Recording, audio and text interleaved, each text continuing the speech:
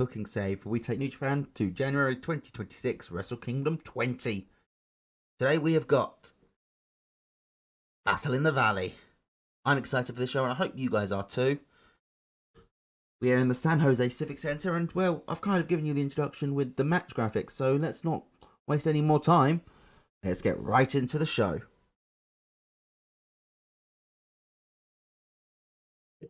In our opening match, we get British versus Big Boys, as Luke Jacobs teams with the grizzled young veterans, take on the team of Keith Lee, Jacob Fatu, and Alex Hammerstone. It is just it's an opener match. There's no real story to it. It's a bit of a showcase for some of the talent. Luke Jacobs is the one who takes the pin. It's also basically going, hey, we're going to take this America stuff seriously. We want American stars to be on this show. We want Gajins to be on this show. So, we're going to bring in Keith Lee, Jacob Fatu, Alex Hammerstone, the grizzled young veterans. And they may not do many tours of Japan, but they're going to be regulars on these strong shows, which is almost going to be its own continuity. Because of 54, Keith Lee picks up the win, hitting the Spirit Bomb on Luke Jacobs. Match 2 sees Bullet Club's David Finlay and Gabe Kidd, both of the War Dogs, defeat the Nemeth brothers, and Gabe Kidd pins Ryan Nemeth with a sick kick. And once again, I can confirm there's a booking here. I believe it's for our next America show, which is a while. When maybe it's not the next America show. No, it's New Beginning in Osaka. After Fantastica Mania, I can confirm we will be doing Nick Nemeth versus David Finlay for the IWGP Global Heavyweight Championship. Gabe Kidd picks up the win here, pinning Ryan Nemeth. Not too bad. Highest performer in the match was Nick. Lowest was Ryan. Kind of worked out. Both of the Bullet Club guys were right in the middle.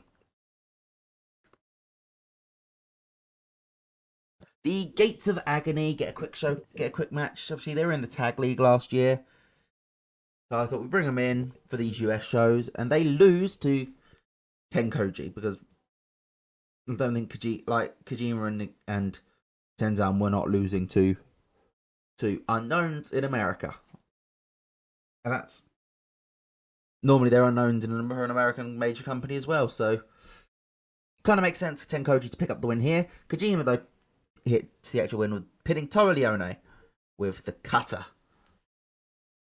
It's a 39 rating, a little disappointing. A 44 for Kojima is the highest in the match.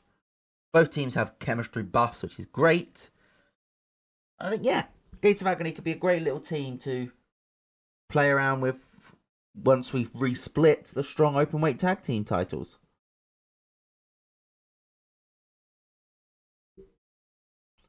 Six-man tag.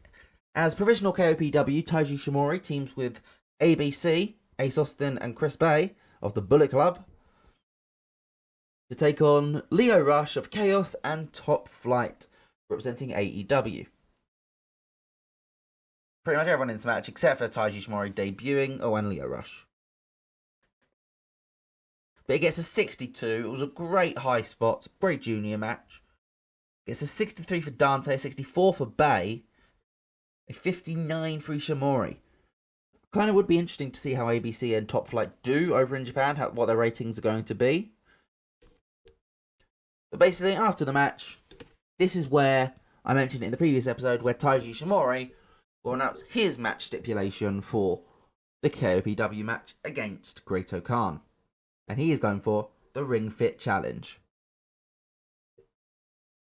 He picks up the win here though, so goes into that match with momentum, no matter which one it is.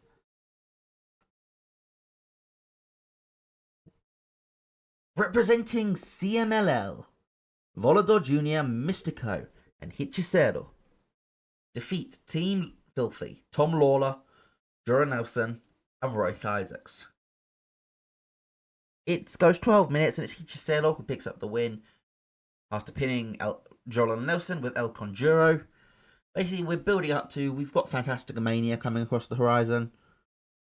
So we're bringing in some of the luchadors a little bit earlier to essentially, just get them working with some of our New Japan talent. And then they'll have a big presence for Fantastica Mania. 56 rating though, great stuff. A 64 for Mr. Goes the highest in the match. 55 for Tom Lawler in second.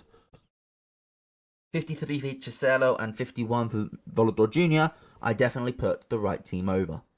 And their gimmicks are great and very good at least as well, which is always handy. So we mentioned in the last episode that Sho would get a singles match. He does get that singles match against Josh Allen. And he picks up the win in just under 10 minutes, hitting the shock arrow. The fact that we're in America and Sho's still pulling a 47 rating against Josh Woods' 49 is very good, because, well, Woods is a lot higher pop in America than Sho is. So it does give me a lot of hope that Sho, going into a title feud with El Desperado, has got what it takes to be a upper mid-card guy in the junior heavyweight division.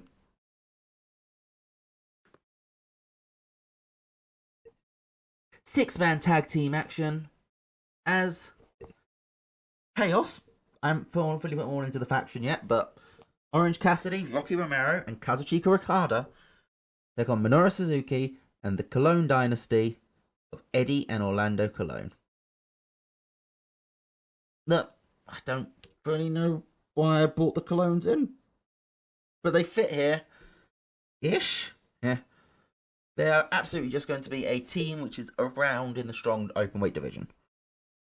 It's as simple as that. They're not going to come in and be main event talent. We're not in Puerto Rico. But a 59 rating is pretty good. And to be fair, they were the weak. Well, actually, no, Eddie was. They were the weakest too. Yeah, they were the weakest too, very much so. Okada by far the top. Then Romero and Cassidy both sitting pretty at second. And I don't think it takes a genius to work out where we're going with this, but this time we are announcing for the next America show, which is Windy City Riot. We can announce officially, we've been wanting this match for years.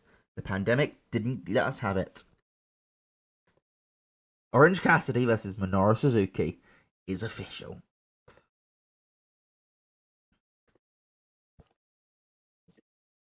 Tag team matches. The Foundation of Jay Lethal and Jonathan Gresham reunite to take on Shelton Benjamin and Dominic Guarini.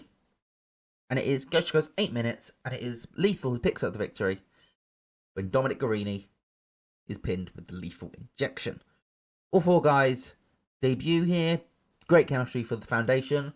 Again, that'll be very handy to know. They again could be a very handy strong openweight tag team.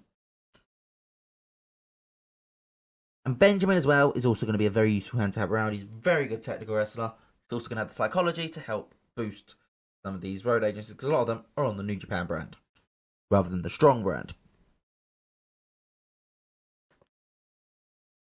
Semi-main event. We mentioned in the last episode that Shingo is someone we want to try and get into the main event scene again towards that IWGP World Heavyweight Championship, and what a way to get there. I have a great 20-minute match with Jon Moxley on American soil and winning. Takagi picks up the victory, hitting Moxley with the last of the dragon. And after a match in his press conference, he does say that eventually, he doesn't know how, but he's going to enter the New Japan Cup, he's going to win it, and he's going to challenge Naito for the IWGP World Heavyweight Championship. Honor among friends is important to Takagi, which is why he's letting Naito now. That will be the end of his title reign. It's a 68 rating, good match, 67 for Takagi, 65 for Moxley, and they have pretty good chemistry. And our main event sees Eddie Kingston defend his Triple Crown. I couldn't put the ROH title on the line because that's not part of the alliance. But 2 parts of the Triple Crown, the Continental title and the Strong Openweight title. It's a 53 rating, as Eddie gets a 55, Lance gets a 49. Eddie picks up the win with a back fist to the future, probably then into a Northern Lights bomb. But this isn't the end of the show. As you notice, there's a next segment button there. As Eddie Kingston goes into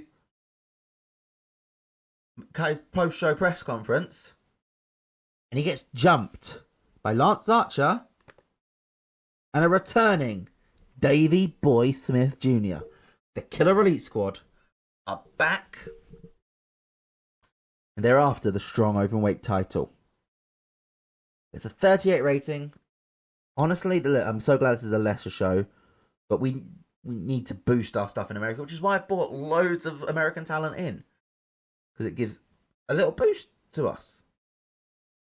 What did we get overall, though, on this show? It was a 53. It loses us pop in 8 regions, which I assume are all Japanese, and it increases our pop in 3 regions, which I assume are all American. But what's more important is what you thought. Remember, we're in a country which isn't native to this company, so ratings are obviously going to be lower. But what did you think? Let me know in the comments down below. And I'll see you guys next time for the New Beginnings. Bye!